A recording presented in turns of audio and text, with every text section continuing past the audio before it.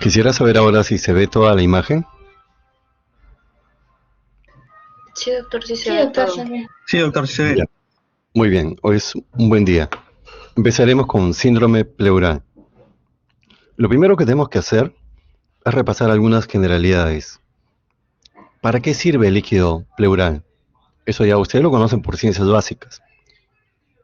El líquido pleural obviamente va a evitar que las pleuras friccionen entre sí, pero también el líquido pleural es una zona de drenaje. Todo el líquido que puede acumularse en el pulmón por congestión pulmonar, por ejemplo, termina siendo drenado en el espacio pleural. ¿Cuál es el volumen de líquido en el espacio pleural? Aprox son 14 centímetros cúbicos para una persona que pesa 70 kilos, más o menos 0,2 centímetros cúbicos por kilo. Esta cantidad, ¿de dónde sale? Es que normalmente se va produciendo líquido, esto fisiológicamente, a una velocidad de 0,2 a 0,4 centímetros por kilo hora. Y a su vez se va reabsorbiendo, y se va reabsorbiendo a una velocidad de 0,2 centímetros kilo hora. Una cantidad resultante entre la formación y reabsorción es 0,2 centímetros cúbicos por kilo, de tal manera que una persona de 70 kilos tendrá un volumen constante en el espacio pleural de 14 centímetros cúbicos. Bien, hemos repasado el volumen normal de líquido en la cavidad pleural y para qué sirve este líquido. Ahora nos vamos al enfoque del gran síndrome. El síndrome pleural, como ustedes saben, es un gran síndrome, al igual que el síndrome parenquimal, que es mucho más grande todavía, que abarca tres síndromes en sí: derrame pleural, neumotórax y fibrosis pleural. Si queremos correlacionar para poder entender mejor con las radiografías de tórax, vemos abajo. El líquido pleural. El aumento de líquido en el espacio pleural lo vemos con una radiopacidad sin broncograma aéreo, una radiopacidad homogénea, como estamos viendo en la radiografía de abajo, y que tiene como borde superior una curva, que se llama la curva de Damasó. O sea, aparentemente el líquido aumenta en la cara lateral, lo cual no es cierto. El líquido, el borde superior del líquido de todo derrame pleural es el mismo. Está en el mismo nivel, ya sea la cara anterior, posterior o lateral. Entonces, esa es una primera aclaración. La curva de Damasó es solamente radiológica, no es anatómica. Luego, neumotórax, aire que entra en la cavidad pleural. En este caso, si vemos la radiografía, observen que no va a haber trama. En el campo pulmonar no hay trama y el pulmón está totalmente colapsado. Es una neumotórax a tensión, una emergencia médica. Si no hacemos nada, el paciente puede morir. Fibrosis pleural, estamos hablando acá de cronicidad. En este caso va a haber un engrosamiento de la pleura. ¿Cómo lo vamos a ver en la radiografía? Como una banda periférica radiopaca. Esto es fibrosis pleural, también conocido como paquipleuritis. Entonces, el síndrome pleural es un gran síndrome que abarca tres síndromes: derrame pleural por aumento de líquido en el espacio pleural, neumotórax por ingreso de aire en la cavidad pleural y fibrosis pleural por el engrosamiento de la pleura, realmente secuela de neumoconiosis, por ejemplo, o pacientes que tienen enfermedad del tejido conectivo.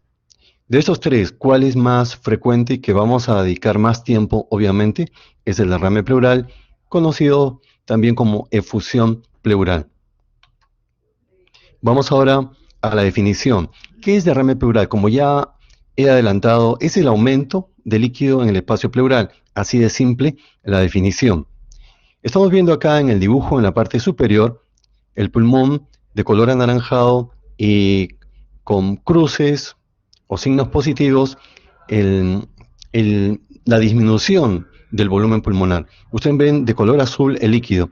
El líquido en la parte más baja es más ancho, la capa de líquido en la parte más baja es grueso. Y luego a medida que va subiendo el líquido, va adelgazando la capa de líquido.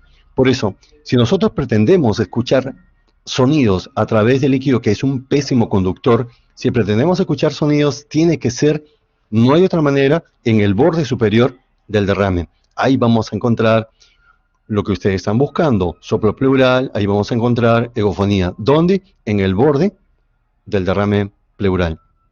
Acá la radiografía que hemos visto, así que continuamos. Vamos ahora un poquito de fisiopatología, a entender por qué se produce el derrame pleural. En este caso, tipo trasudado, es decir, donde hay pocas proteínas en el líquido.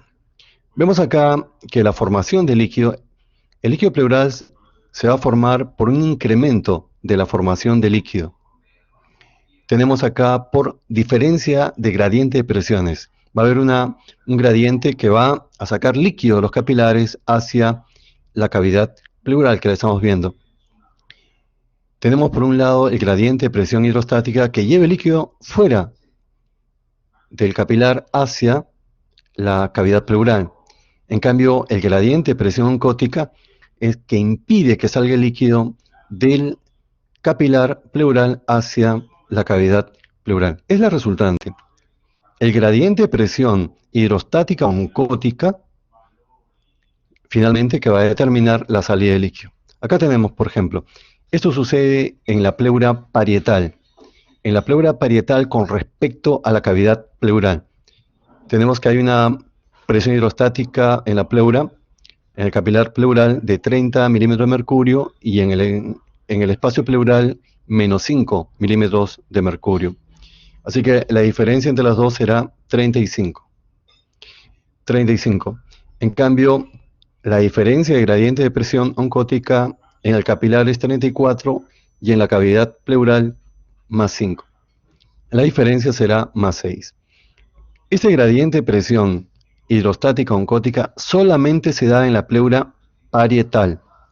Repito, solamente hay gradiente de presión en la pleura parietal. Por eso el líquido solamente se va a formar, ¿dónde? En la pleura parietal. Solamente ahí. A nivel de la pleura visceral no hay gradiente. El gradiente es 0, por lo tanto no hay movilización de líquido. Bien, entonces ya sabemos un mecanismo por el cual se va a formar trasudado. Pero esto es a nivel del capilar pleural. También puede ser, vamos a mover el círculo, en el espacio intersticial pulmonar. Como dijimos, cuando se acumula el líquido debido a congestión pulmonar, este líquido termina siendo drenado, ¿dónde? En el espacio pleural, zona de drenaje. Por eso cuando hay congestión pulmonar, ¿qué sigue? Sigue derrame pleural, sobre todo bilateral. Aquí va a haber un aumento de la presión subpleural. Luego, vemos en la cavidad peritoneal, pero cuando hay ascitis severa o atención, por ejemplo, ascitis asociada a cirrosis hepática. En este caso, el líquido la presión de la cavidad peritoneal está tan aumentada que el líquido busca una zona de escape, y la zona de escape es justo hacia la cavidad pleural. ¿Y cómo? A través del diafragma, pero el diafragma parece ser sólido, pero no es tan sólido como parece, está lleno de poros. Así que el líquido se va a desplazar a través de los poros que están presentes en el diafragma. Vámonos ahora a una pregunta. Entonces, recordando la lámina anterior, si nos preguntan, ¿dónde se forma el líquido pleural? El líquido pleural, vamos a decir que es en la pleura parietal, a nivel del capilar de la pleura parietal, porque ahí hay un gradiente de presión más 6 que saca el líquido hacia la cavidad pleural. La siguiente pregunta, ¿dónde se reabsorbe el líquido? El líquido pleural es solamente también en la pleura parietal. ¿Por qué? Estamos viendo, la flecha verde está señalando un espacio, se llama estoma. Estos espacios solamente están en la pleura parietal, no hay estomas en la pleura visceral. ¿Para qué sirven esos estomas? Sirven para comunicar los capilares linfáticos con el espacio pleural. Y ustedes saben que el líquido, en cualquier lugar de la economía humana, el líquido se va a resolver por los capilares linfáticos. Listo. Aclarado. 2 preguntas, 2 respuestas. Vamos ahora a la formación del trasudado, con un poco más de detalle. A nivel del capilar pleural se da por dos mecanismos. El aumento de formación de líquido, que es el gran mecanismo, se va a dar a su vez por dos mecanismos. O aumenta la presión hidrostática o disminuye la presión oncótica. Y tenemos como ejemplos del aumento de la presión hidrostática insuficiencia cardíaca, sobre todo derecha, y el síndrome de obstrucción de vena cava superior, que lo vimos cuando tratamos la clase de edema. Hay el edema en esclavina. Justo mostré un video de una paciente con este diagnóstico, pero no era exactamente a nivel de la vena cava superior. O si no, la disminución de la presión oncótica, en este caso, es por menor producción, cirrosis hepática, por pérdida renal, síndrome nefrótico. También hay enteropatías perdedoras de proteínas, cursan con diarrea crónica o desnutrición. Así que tenemos a nivel capilar pleural, el aumento de formación líquido se debe a dos mecanismos: aumento de la presión hidrostática, por ejemplo, por insuficiencia cardíaca derecha, o disminución de la presión oncótica por síndrome nefrótico. Vámonos ahora al espacio intersticial pulmonar. En este caso, cuando se acumula gran cantidad de líquido en el intersticio pulmonar, por ejemplo, por congestión pulmonar, este líquido va a aumentar la presión subpleural y el líquido pasa por gradiente de presión, es drenado hacia la cavidad pleural. Ejemplo, insuficiencia cardíaca izquierda, tromboembolismo pulmonar, edema agudo del pulmón. Y finalmente a la cavidad peritoneal. En una ascitis asociada a cirrosis, por ejemplo, severa o a tensión, el líquido busca una zona de escape y es a través de los poros, como dije antes, del diafragma. Es un líquido tipo trasudado. Así que estos son los mecanismos de formación de líquido tipo trasudado, pobre en proteínas. También se debe al otro mecanismo una disminución de la reabsorción de líquido. Eso, en pocas palabras, ¿a qué se debe? Lo que pasa es que el líquido que es reabsorbido, ¿dónde termina? Termina en la circulación sanguínea, en la circulación periférica, en los vasos sanguíneos. De tal manera que si aumenta la presión hidrostática, el líquido que es reabsorbido tiene dificultad para pasar a los vasos sanguíneos. Entonces disminuye la reabsorción de líquido. Así que podríamos decir como ejemplo, en insuficiencia cardíaca, sobre todo, o de predominio derecho, ¿a qué se debe el derrame pleural? Ya, se debe, por un lado, al aumento de formación de líquido debido al aumento de la presión hidrostática, pero también a la disminución de la reabsorción de líquido debido al aumento de la presión hidrostática, tal como estamos diciendo, porque ahí, a esa zona, todo el líquido que es drenado, que es reabsorbido por los capilares linfáticos, termina en el intravascular. Bien, vamos a continuar. Bueno, que hice un ejemplo de ascitis, solo que más parece gestación de un futuro futbolista. Continuamos. Aquí quiero que me ayuden, sí que están acompañándome, para sentir que no estoy hablando solo, porque me da la impresión que estoy hablando solo. Entonces, quisiera que participen en esta parte del camino con esta pregunta, que dice, a manera de retroalimentación, el trasudado pleural se produce porque disminuye la presión capilar, porque aumenta la presión oncótica, porque aumenta la presión intrapleural o porque disminuye la presión intrapleural. ¿Quién quiere participar? ¿Quién quiere dar la respuesta?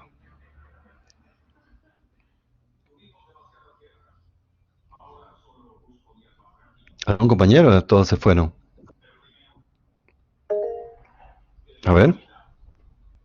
Doctor, ¿podría ser por el aumento de la presión intrapleural? La doctora... ¿Quién habló? ¿Doctora Doctor, ¿me Saraí? escucha? Sí, doctora Saraí, ¿no? Sí, doctor. Ya, mira, es interesante tu respuesta. Por eso yo, cuando el alumno participa, el profesor aprende más. Ese es un hecho. Y aparecen incluso, hay posibilidades insospechadas, que yo no pensaba, si no participa la doctora Saraí, yo no pensaba hablar de esto. Y si hablo de esto, voy a enriquecer más la clase. Sí, lo que pasa es lo siguiente, vean. Dijimos, el trasudado a nivel de capilar dijimos anteriormente, se debe aumento de la formación de líquido.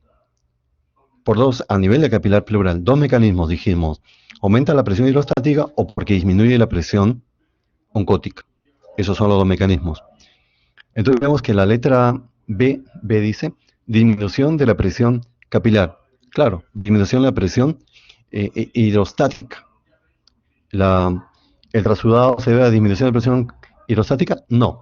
Tal vez en la A, que aquí no está, esté la respuesta. En la A, que es aumento de la presión capilar o hidrostática. Esa sería la respuesta. Pero lo que ha dicho la doctora Sanik es muy importante. ¿Por qué? Porque también es, esto vamos a hablar rápidamente luego de algunas láminas, también es una causa, un mecanismo de derrame pleural. Y explico.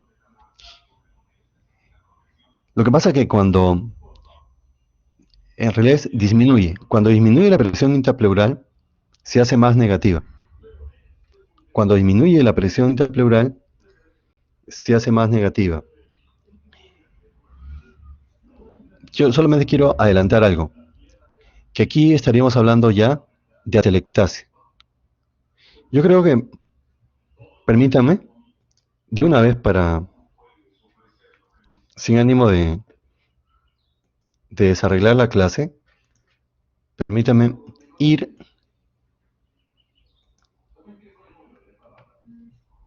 al mecanismo sin perder más tiempo. Vamos al mecanismo que ha mencionado la doctora Saray.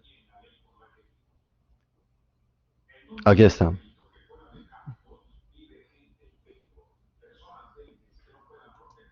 Aquí está. Ya, entonces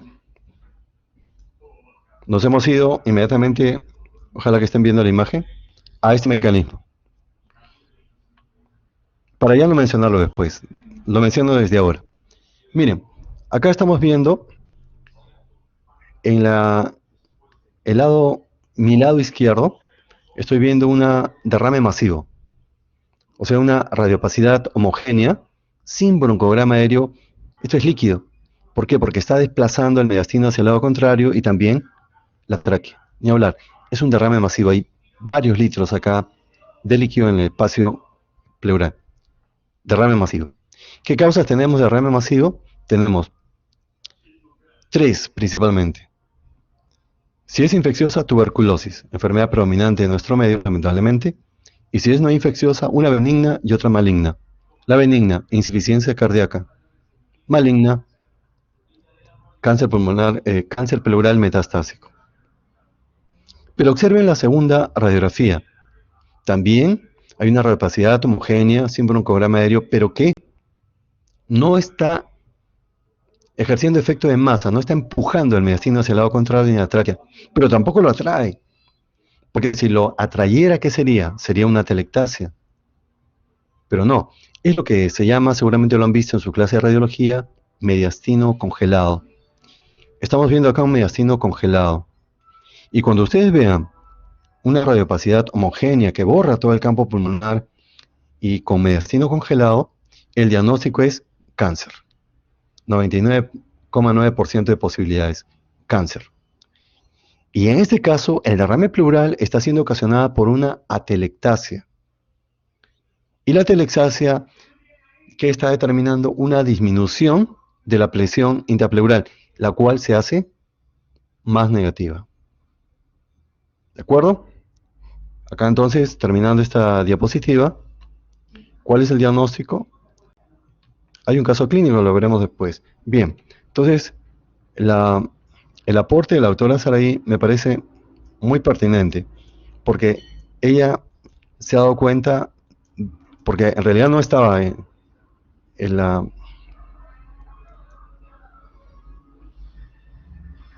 No está la respuesta que damos, para terminar esto, es aumento de la presión hidrostática, aumento de la presión capilar. Pero también la alternativa E, disminución de la presión intrapleural, es una causa de derrame pleural, cuando el derrame pleural es producido por una atelectasia. Y estamos hablando de una atelectasia crónica, porque también hay atelectasias agudas. Bien, entonces vamos a continuar. En caso se perdiera la imagen, por favor, me avisan. La respuesta no es esta precisamente, sino es aumento de la presión hidrostática, como hemos visto. Hay mayor salida de líquido hacia la cavidad pleural. Continuamos entonces. Vamos ahora a causas de exudado. Estamos viendo acá en el dibujo que no solamente hay líquido, sino también esas bolitas de color anaranjado representan proteínas. Clínicamente, ¿cómo diferencia un exudado de un trasudado, un derrame pleural? Es que en el exudado hay dolor y en el trasudado no hay dolor pleurítico. ¿Por qué? Porque en el exudado hay irritación, inflamación de la pleura parietal, cosa que no sucede en el trasudado. Entonces, primera nota, o primera llamada, que clínicamente el exudado se va a caracterizar por dolor pleurítico. Bien, va a haber inflamación, va a haber vasodilatación a nivel de la pleura parietal y aumento de la permeabilidad. Por eso hay mayor salida de proteínas. En las causas infecciosas de nuestro medio, como ustedes saben, ya mencioné anteriormente, está la tuberculosis. Lamentablemente, tuberculosis pleural, todo paciente que tiene, todo paciente peruano que tiene derrame pleural y fiebre, tiene tuberculosis a menos que se demuestre lo contrario. Es la causa más frecuente si hablamos de enfermedades infecciosas.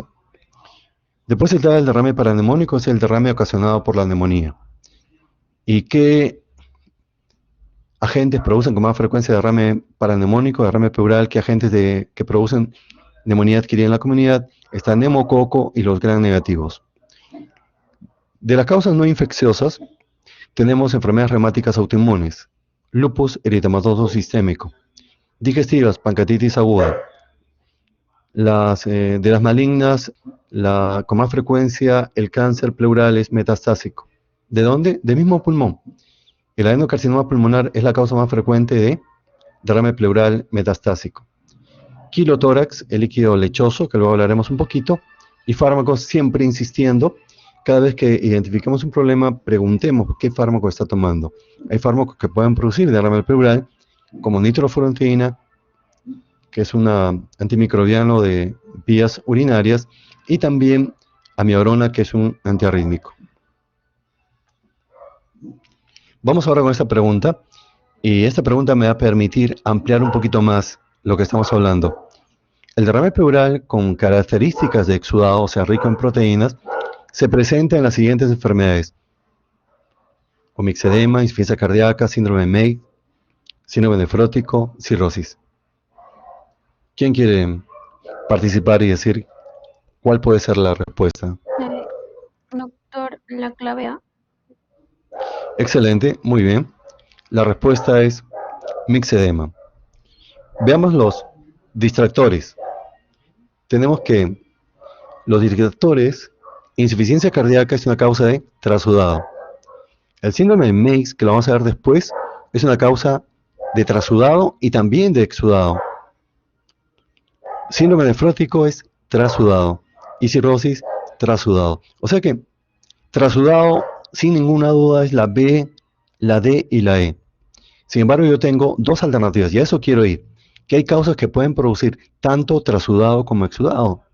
Por eso la medicina, como le dije ya al grupo de práctica al grupo de la sede del 12 de mayo, le dije, la medicina no es fácil, pero nosotros los médicos tenemos la obligación, no la obligación, sino el reto, el desafío de hacerla simple. Eso es lo más grande que puede haber, hacer simple lo complejo, lo complicado. Y aquí tenemos que la A y la C, mixedema por hipotiroidismo, y síndrome de Meigs. En síndrome de Meigs hay derrame pleural tipo trasudado, ascitis y fibroma ovárico, fibroma, así con ese nombre, fibroma ovárico. Es el síndrome de Meigs. Entonces tenemos que cuando es mixedema y cuando es síndrome de Meigs y también tromboembolismo pulmonar, estas tres causas pueden producir tanto trasudado como exudado. Pero la estadística se impone. Si tú me preguntas, mixedema, ¿qué produce con más frecuencia, trasudado o exudado? Tengo que decirte exudado. Síndrome de Meigs, con más frecuencia, trasudado. Y tromboembolismo pulmonar con más frecuencia, exudado. De aquí puede salir una pregunta para el examen de este capítulo, porque de repente pueden confundirse, entonces para que presten más atención, que hay causas tanto de exudado como de trasudado, pero el criterio de frecuencia es el que debe primar. Bien, buena respuesta. Vamos ahora, ¿qué síntomas va a ocasionar el derrame pleural? Los que ustedes ya conocen, lo que ustedes están conversando en la práctica clínica, aunque sea distante, aunque sea remota. El dolor pleurítico. El dolor pleurítico es un dolor tipo punzada, eso es básico, tipo INCOM. Pero eso seguramente pueden haber leído que es el dolor de punta de costado, algo así. No es exactamente cierto, porque va a doler no solo en la cara lateral, sino donde está inflamada la pleura, ahí hay dolor, sea la cara anterior, la cara lateral o la cara posterior. No es exactamente dolor de punta de costado. Eso en principio, pero es tipo punzada, eso es lo típico, tipo punzada. Y está de amarillo, es resaltado de amarillo, que aumenta con la inspiración profunda. Eso es básico para reconocer un dolor pleurítico. Aumenta con la inspiración profunda, con la tos, con el estornudo, con el esfuerzo. Además, tiene como síntomas asociados disnea y tos seca. Inicio insidioso. Hay que aprender a diferenciar el dolor también de otras entidades. Hay una que se puede confundir. De repente han escuchado hablar del síndrome de TIPSE, que es la dolor por costocondritis. Se puede confundir porque es tipo punzada y porque aumenta con la inspiración. ¿Se dan cuenta? Parecido, ¿no? Entonces hay que saber diferenciar. En principio, si tú tienes un paciente con dolor pleurítico, le presionas las costillas o los cartílagos, no va a haber dolor. En cambio, esto sí, en el síndrome de TIPSE hay dolor a la digitopresión, a nivel de la articulación costoesternal, ahí le duele al paciente. Eso es típico del síndrome de TIPSE. Y lo otro que no tiene los síntomas asociados de derrame pleural. También puede haber dolor por TEP, tromboembolismo pulmonar, pero este dolor es intenso, de inicio brusco y asociado a disnea marcada, incluso hemoptisis. Es diferente. Tengan cuidado con el síndrome de TIPSE, no se confundan. El dolor pleural, el dolor pleurítico se irradia al abdomen. Tanto es así que a veces se confunden. Es por eso necesario hacer un examen bien orientado. Ha pasado que el paciente ha llegado por dolor, y eso es de la vida real, dolor en el cuadrante superior derecho. Y se le ha pedido una ecografía, ¿por qué? Porque se pensaba en dolor vesicular. Y sin embargo la ecografía, ¿qué te dice? No es dolor vesicular, la vesícula está bien, lo que tiene es derrame pleural. Incidentalmente se dan cuenta. Entonces, cuando un paciente tiene dolor abdominal, no necesariamente, ustedes saben, que la patología es digestiva. Puede ser cardíaca, puede ser pleural. Así que tómense la molestia también de examinar el tórax. Tómense la molestia de examinar la piel, no vaya a ser un herpes zóster también, por eso se queja de dolor. Hagamos un examen, no estoy diciendo que hagamos un examen total, ¿no? Tampoco, por eso no se puede hacer en consultorio externo, menos en emergencia. Pero sí hagamos un examen bien dirigido. Ese es el mensaje. Luego, ¿por qué se irradia el abdomen? Porque el nervio intercostal está inervando la pleura parietal y también va a hacer su recorrido por la pared abdominal. El nervio intercostal irradia entonces, inerva, perdón, la pleura parietal, que es la pleura donde se siente el dolor. La pleura visceral no. No hay terminaciones sensitivas dolorosas. Cuando un dato bastante frecuente, un dato bastante específico es que si el dolor pleural se irradia al hombro, tienes que pensar que la pleura diafragmática es la que está inflamada. ¿Por qué? Porque las terminaciones, tanto a nivel de C3, C4 y 5, van a inervar justamente o van a alimentar al nervio frénico. Tienen asociación con el nervio frénico. Así que si un paciente tiene dolor pleurítico que se irradia al hombro, piensen que está inflamada la pleura diafragmática. Vamos ahora al examen físico. En el examen físico, lo primero que voy a ver, bueno, el paciente tiene que, con todo respeto, pedirle que tiene que desnudarse. En el caso de las damas, manteniendo el brasier. Los caballeros, bueno, retirarse la camisa, el polo, el BVD. Siempre con respeto, más aún si es una dama a quien estamos examinando.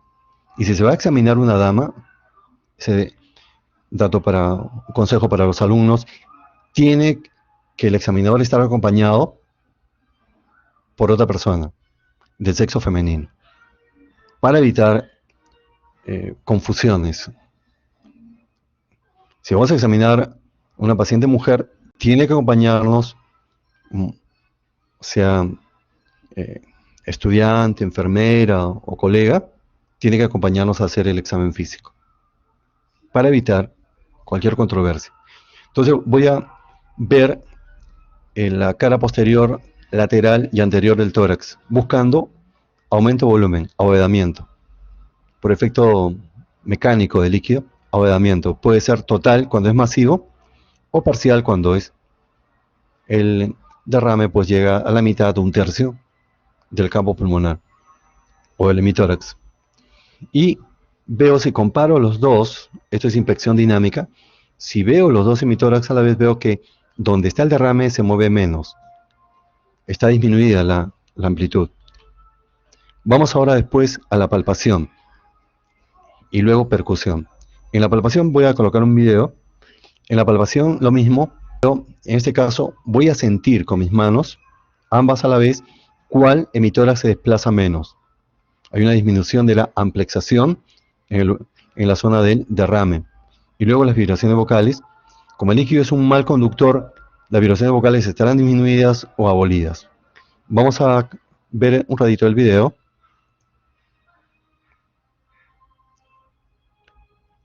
En este caso, pone el borde de la mano para sentir las vibraciones vocales. Pero yo creo que es mejor la palma. Colocar toda la palma para... Al paciente le pedimos que repita la palabra 33 y vamos comparando. Es comparativa. Un emitórax y luego el otro. Tercio superior, tercio medio, tercio inferior. En la cara anterior generalmente le dividimos en dos mitades. Mitad superior y mitad inferior. En cambio, la cara posterior sí, 3/3. Y esa es la posición de las manos para la amplexación. Luego ya viene el tercio medio y el tercio inferior, las manos de manera horizontal. Ahí estamos evaluando el tercio superior. Cuando se percute, vamos a buscar el sonido mate. El sonido normal, ustedes saben, el tórax es sonoro. El sonido sonoro es un sonido resonante y grave, a diferencia del abdomen, que es un sonido resonante y agudo, que se conoce con el nombre de timpánico. Si nosotros percutimos sobre el omóplato, podríamos confundirnos, porque el omóplato es un sonido submate. Entonces, ¿dónde tenemos que percutir? Es en la zona entre los omóplatos, sea el lado derecho, sea el lado izquierdo, buscando la sonoridad normal. En la derrame pleural vamos a encontrar matidez, que es un sonido. Primero explico, ¿cómo es el sonoro? Ya lo dije, resonante y grave. ¿Cómo es el mate? Por ejemplo, cuando percutimos el hígado, es el mate, es un sonido agudo y seco. Bien, el submate está entre el sonoro y el mate. Acá en el derrame pleural vamos a encontrar matidez, o sea, un sonido agudo y seco. Pero generalmente el líquido está libre, por lo tanto, yo tengo que demostrar clínicamente que hay líquido que se desplaza, líquido desplazable. Eso lo voy a explicar ahorita. Pero si veo que el líquido no se desplaza, por lo que les voy a explicar, concluyo que es derrame enquistado. Si el líquido está enquistado, tengo varias posibilidades. O es cáncer, o es un derrame paraneumónico en empíema, o tuberculosis en menor frecuencia. Pero también recuerden que si es un derrame masivo, no hay lugar a donde pueda desplazarse el líquido. Entonces, en el derrame masivo también no hay desplazamiento del líquido. ¿De acuerdo? El líquido no se desplaza cuando está tabicado y cuando el derrame es masivo.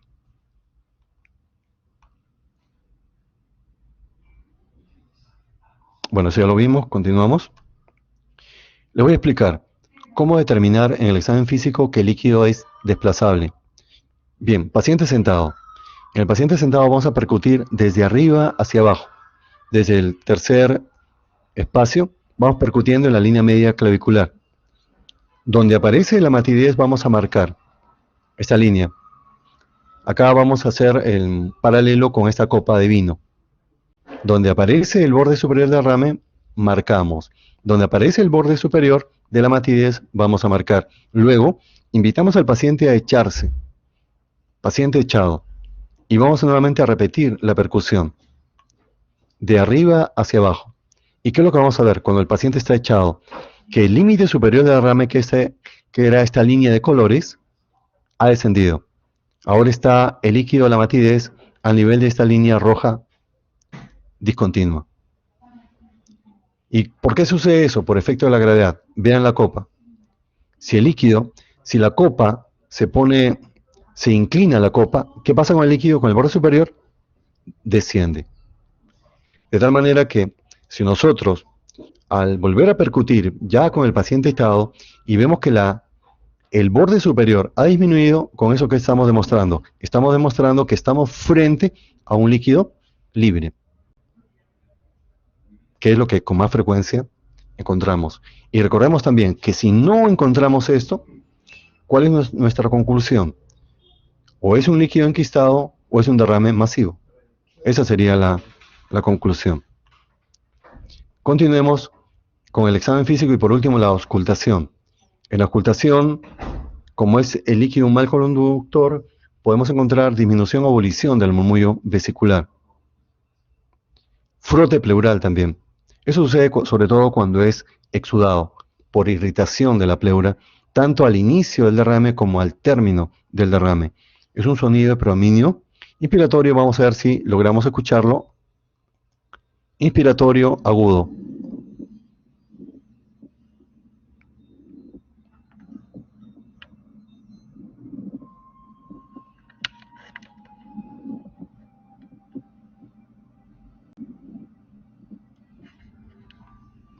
Un sonido de predominio inspiratorio, rudo, agudo. Ese sería el frote pleural. Recuerden, solo si es exudado. Tiene que haber inflamación de la pleura. Y el soplo pleural, que no es muy frecuente que digamos, y ahorita pasamos a explicar, pero para poder explicar el soplo pleural, tenemos que recordar lo que han aprendido en su clase de síndrome de condensación, el soplo tubárico. Yo le llamo al soplo tubárico el padre de todos los soplos. El padre de todos los soplos. Primero, recordemos, ¿cómo se forma el soplo tubárico? Es típico de una condensación, de neumonía adquirida en la comunidad. La sensibilidad es hasta 20-30%, no más. O sea que no es frecuente encontrar soplo tubárico. ¿Qué es el soplo tubárico? Es la transmisión del sonido laringotraqueal a través de la pared torácica por la presencia de una condensación que actúa como un sólido. Ese es el soplo tubárico. O sea, si ustedes no tienen la suerte de escuchar el soplo tubárico, auscúltense la base anterior del cuello. Ese sonido soplante, predominio inspiratorio, es sonido laringotraqueal, que es el mismo sonido del soplo tubárico. Es la transmisión de este sonido. ¿Por qué es tan baja la sensibilidad en neumonía, en una condensación? Porque requieren dos condiciones. Que la condensación no esté a más de 3 centímetros de la pared torácica y que comprometa bronquios mayores de 2 milímetros. Parece que no se dan siempre estas condiciones, por lo tanto la sensibilidad es baja. Bien, una vez que hemos repasado el soplo tubárico, ya podemos entender el soplo pleural. Esta lámina, la información es del libro Suros. Por eso les he dicho, no hay que subestimar ningún libro. Cada libro aporta lo suyo. Y no hay un solo libro. Que es un libro de cabecera, olvídense, no hay libro de cabecera. Tenemos que utilizar varios libros, varias fuentes. Bueno, este libro, Suros, ha proporcionado esta información. ¿Cómo es el soplo pleural? El soplo pleural es la deformación de la modificación del soplo tubario. ¿Qué es el soplo pleural? Es la modificación del soplo tubario. A ver, expliquemos, ¿cómo así? Bien, ya dije, está de color anaranjado el pulmón. Y esas cruces en su interior indican una disminución de un lóbulo, una disminución de segmentos. Y de color azul está el líquido pleural, cuya base es más ancha. El grosor del líquido es más ancho en la base y a medida que va ascendiendo va adelgazándose. De tal manera que el sonido, como dije antes, solamente puede escuchar sonido en un derrame pleural en el borde superior porque cada capa de líquido es delgada. Así tenemos que esta disminución del volumen de un lóbulo pulmonar o de segmentos se conoce como microatelectasia. Y la microatelectasia actúa como una pseudocondensación. Y al actuar como una pseudocondensación, ¿qué hace una condensación? Transmite el sonido laringotraqueal. Lo mismo, ¿qué hace una pseudocondensación? Transmite el sonido laringotraqueal. ¿Y eso cómo se llama? Soplo tubárico.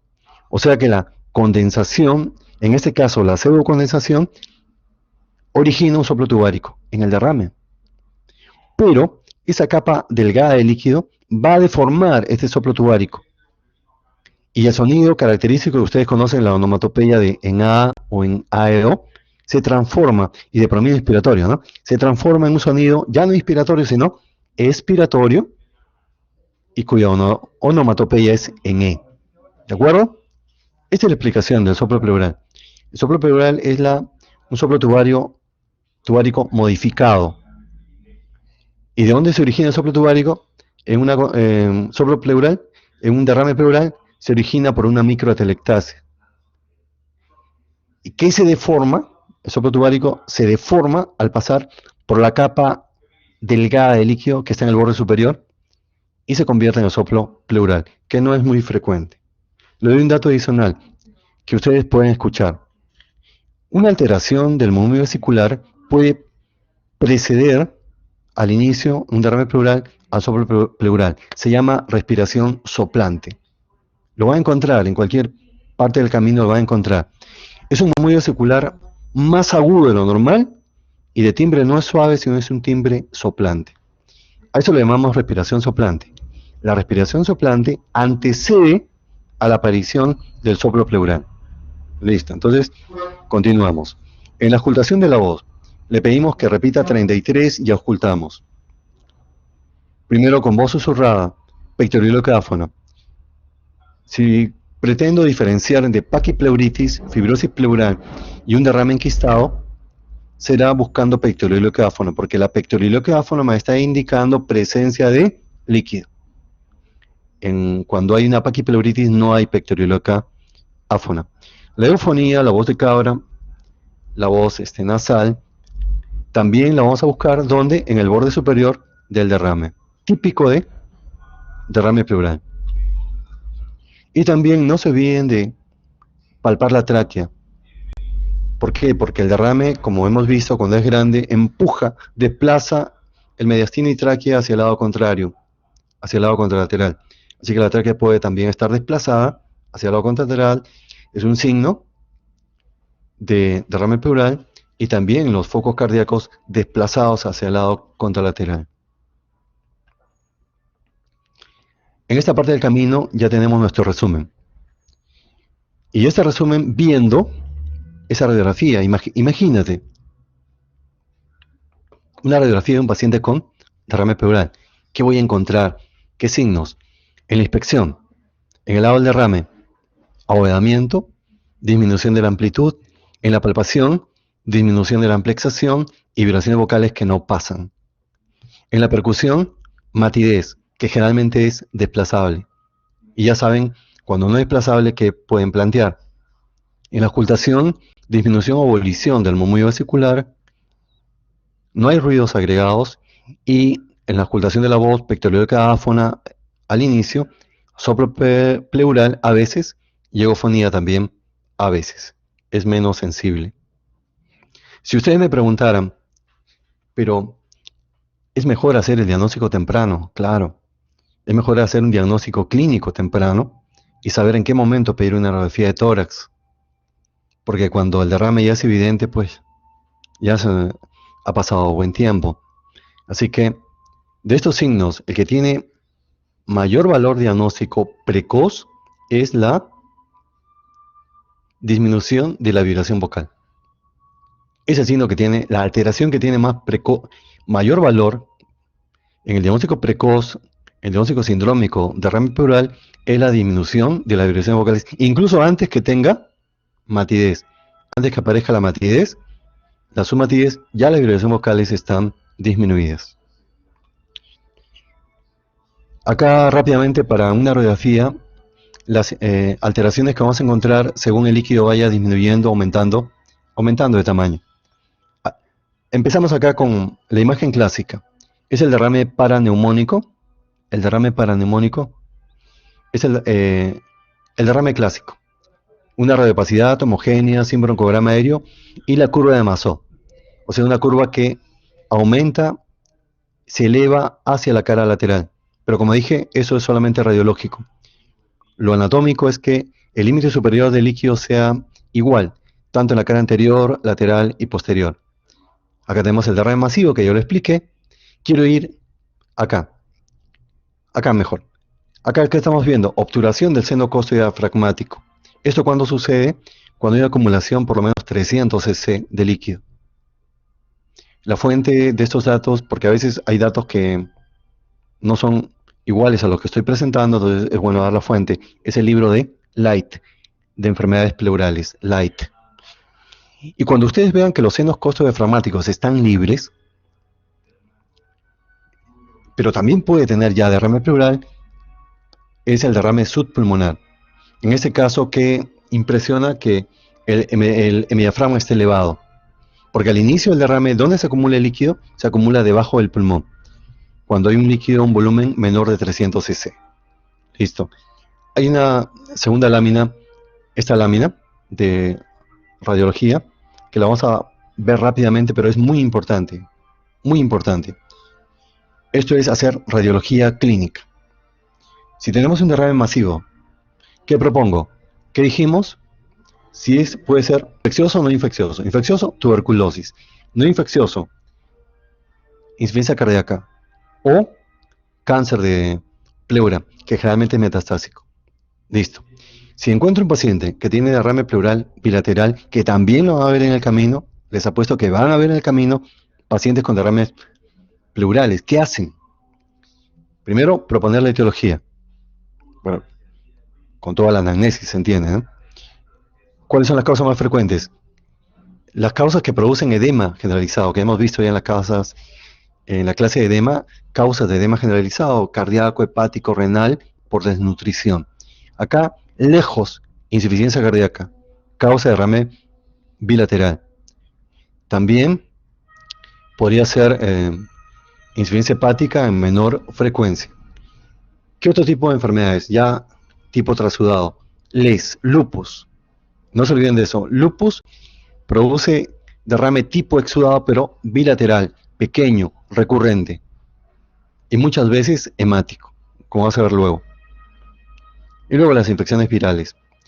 Cuando es del lado derecho, también insuficiencia cardíaca, y ahí está, síndrome de Meigs. Fibrotórax, tumor ovárico, fibrotórax, ovárico, hidrotórax y ascitis. Y cuando es del lado izquierdo, el ejemplo es pancreatitis aguda del lado izquierdo, también rotura de esófago, esto es una complicación quirúrgica, y disección de aneurisma de aorta.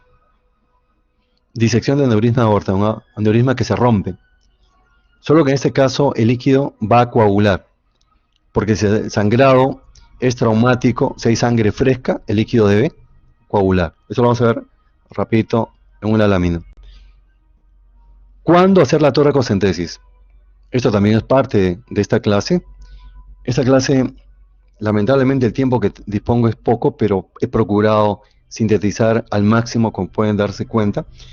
¿Cuándo la toracocentesis? Aquí. Si tiene derrame pleural con fiebre, tengo que pensar en un exudado, hay que punzarlo. Si tiene derrame, tiene insuficiencia cardíaca, tiene insuficiencia hepática, o sea, un derrame tipo trasudado, ¿no? Un derrame tipo trasudado, insuficiencia cardíaca, insuficiencia hepática, tiene que ser de bajo derecho. Te lo dice la estadística. Tal es así, que si tienes un paciente con insuficiencia cardíaca y que tiene el derrame del lado izquierdo, púnsalo, hazle la toracocentesis. La estadística te lo dice. O si tienes un paciente con insuficiencia cardíaca, con congestión pulmonar, edema periférico, le das diurético por lo menos 3 días, furosemida. Disminuye el edema periférico en los pies, las piernas. Disminuye la congestión pulmonar según la radiología, pero no el derrame. Entonces ahí tengo que pensar que es un trasudado. ¿Por qué? Perdón, exudado. Porque el trasudado disminuye, remite con diuréticos, pero el exudado no. Sería otra indicación. Pero, ¿qué tal si estamos planteando que es un exudado? Si tiene LES con derrame pleural, ya se planteo que es un exudado, pero no requiere toracocentesis, porque sé que la causa es lupus. Si tiene pancreatitis aguda y tiene un derrame pleural, sé que es un exudado y que es por pancreatitis, no es necesario punzarlo. ¿Cuándo sería necesario? Cuando estoy sospechando que puede ser por tuberculosis o por un cáncer. O por un empiema también. Ahí tengo que punzarlo. Vemos rapidito un video de la toracocentesis. Están viendo que es una jeringa de 20 cc con una aguja número 18 y llave de triple vía. Y van a ver por qué una llave de triple vía. Están aspirando líquido color rojo vinoso. Es un derrame hemático. Si es un derrame hemático, ¿qué posibilidades tenemos? Que sea cáncer. Esa es una. Que sea lupus, eritematoso sistémico, tromboembolismo pulmonar, por disección de aorta o coagulopatías. Entonces ya han visto, ¿no? La llave triple vía es para que no ingrese aire, porque no podemos estar retirando la jeringa y tapando con un dedo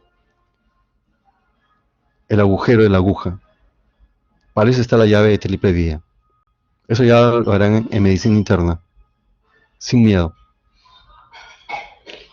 Es lo que debe pedirse: citoquímico, LDH, colesterol, ADA, adenosíndeaminasa, es una enzima para detectar el Mycobacterium, los BK, y sospecho en cáncer, Papa Nicolau. Para que se relajen un ratito, y ya que estamos hablando de agujas, presento este video. Pero una lástima que no quiere correr. Bueno, no quiso el destino. Los criterios de Light. Una vez que he punzado al paciente, aplico los criterios de Light. Relación de proteínas de líquido entre proteínas séricas. La relación entre LDH de líquido, entre LDH sérico y el LDH pleural mayor de 2/3 del LDH sérico. Más de 0,5 la relación de proteínas, más de 0,6 la relación de LDH, son criterios para exudado. Los criterios de Light son 3. Criterios de Light, 3. Basta que uno sea positivo para considerar que es un exudado. Tiene acá el valor diagnóstico, las sensibilidades, especificidades y valores predictivos. En esta pregunta, resumiendo, es un paciente que tiene líquido, le han hecho toracocentesis, y la relación de proteínas del líquido pleural entre las séricas,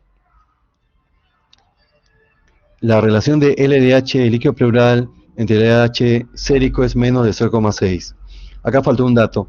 La relación de proteínas debe ser menos de 0,5 y la de LDH menor de 0,6. Obviamente que me estoy dando cuenta que los criterios de Light son negativos. Es decir, estoy frente a un trasudado. ¿Qué me están preguntando? ¿Cuál es el diagnóstico más probable? Tiene que ser una causa de trasudado.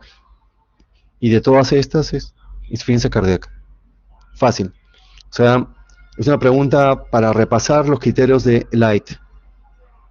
Y en base al criterio de Light, proponer causa de trasudado, causa de exudado.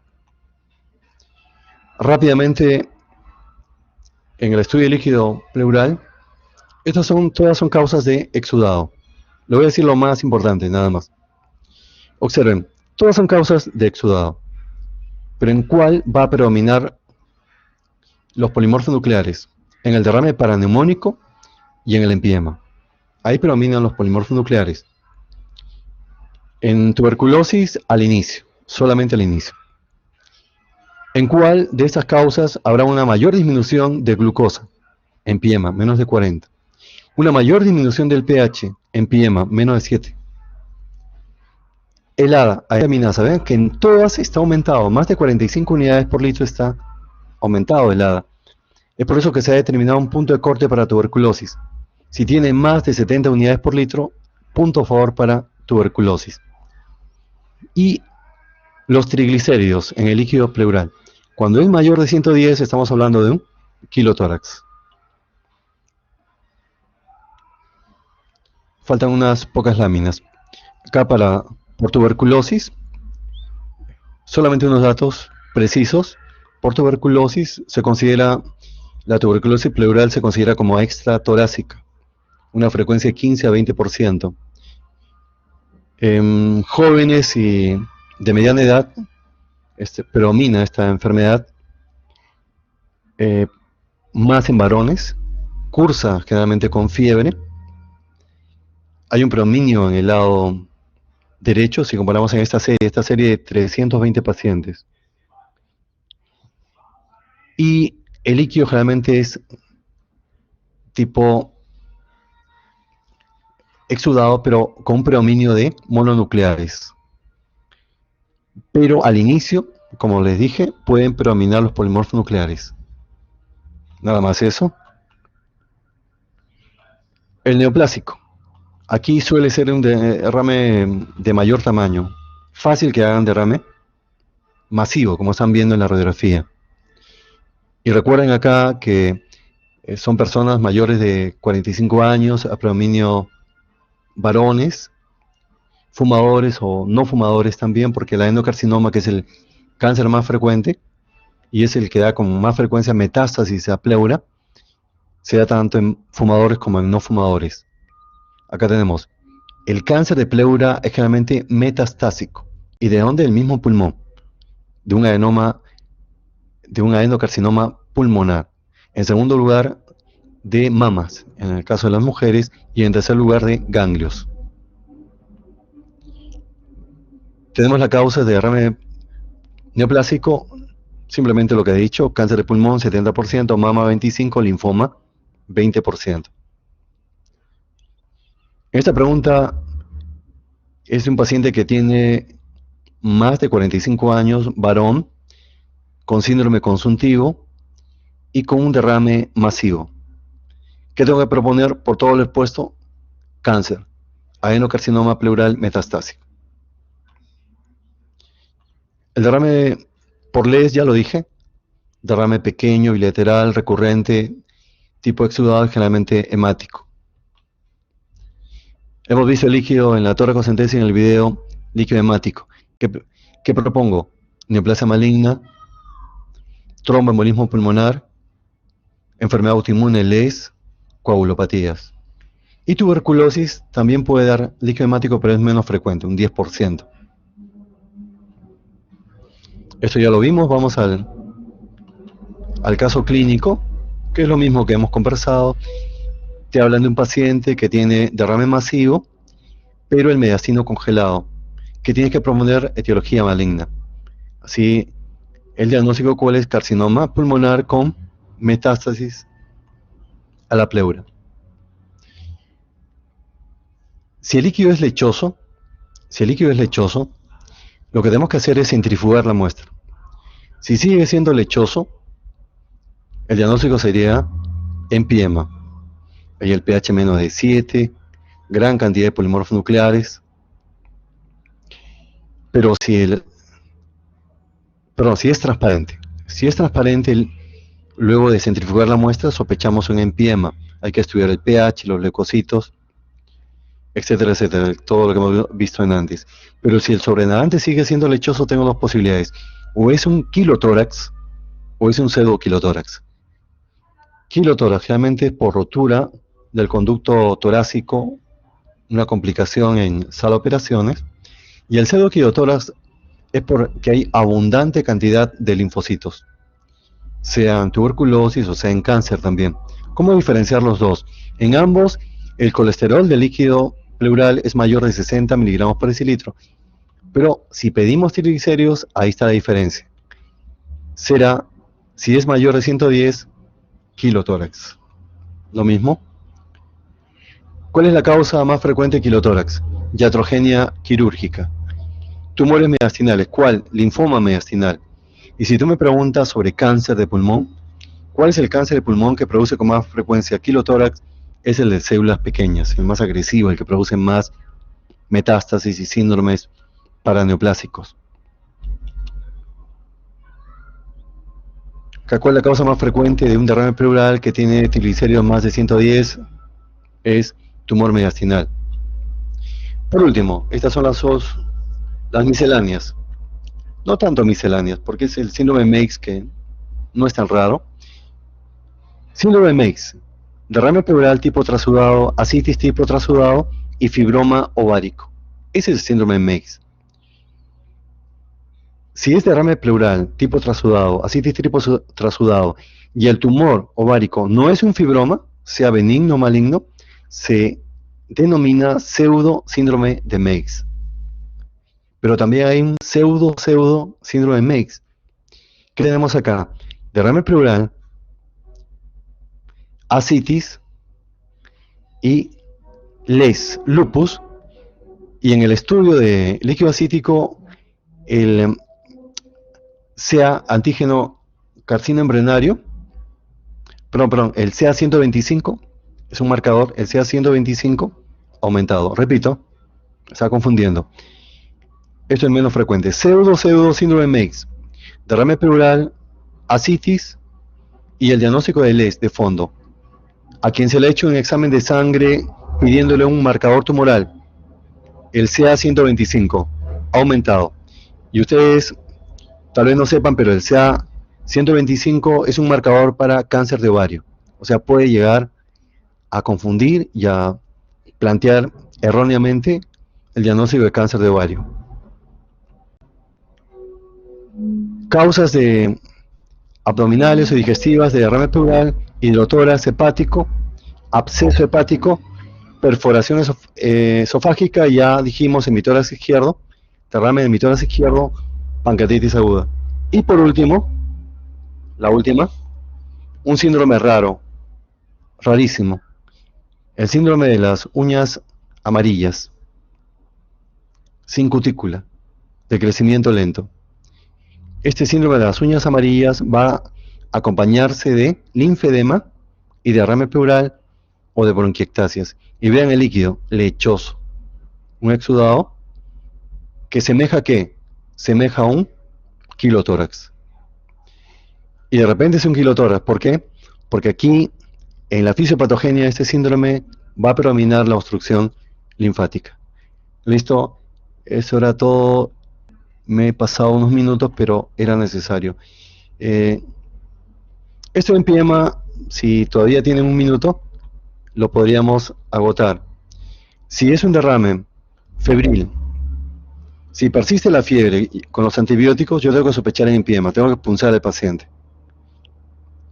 O si se prueba hacer la torrecentesis varias veces y él frustra, tengo que sospechar que es un líquido espeso y que puede ser un empiema. Para empiema, ya lo vimos en el cuadrito, pero lo repetimos acá, es un exudado con más de 25.000 leucocitos a predominio de polimorfos nucleares, el pH menor de 7, LDH mayor de 1000 y gran consumo de glucosa, el empiema. Y ahora sí, esa es la última, un caso clínico de empiema. Es una mujer mayor de 60 años que tiene una evolución desfavorable, fiebre persistente, es un derrame febril con fiebre persistente, un derrame más o menos de moderado tamaño, y se le hace el estudio del líquido pleural y es lechoso, con pH menor de 7 y la glucosa menor de 40. Entonces, ¿cuál es el diagnóstico? El diagnóstico es empiema. ¿Qué tengo que hacer? ¿Qué es lo que tengo que hacer? Tengo que hacer colocarle un tubo de drenaje pleural. ¿Listo? Ahora sí. Muchas gracias por la atención. Nos vamos.